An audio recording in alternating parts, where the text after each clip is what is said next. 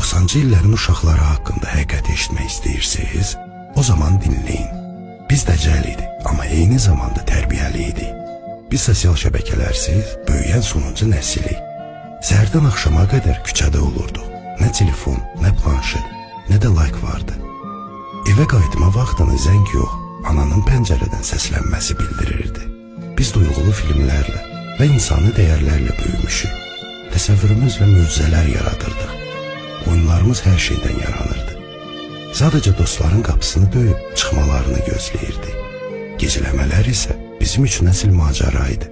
Dünya daha rəngarəng, daha canlı idi. Məclislər sadə, amma unudulmaz olurdu. Şəkillər Instagram ideallarından uzaq idi, amma ruhumuza toxunan nəsə vardı. Biz telefonsuz gülür, qaçır, oynayırdıq. Daim bildirişlər olmadan. O vaxt panik atak nədir? Demək olar ki, heç kim bilmirdi. Sadəcə deyirdilər, zəif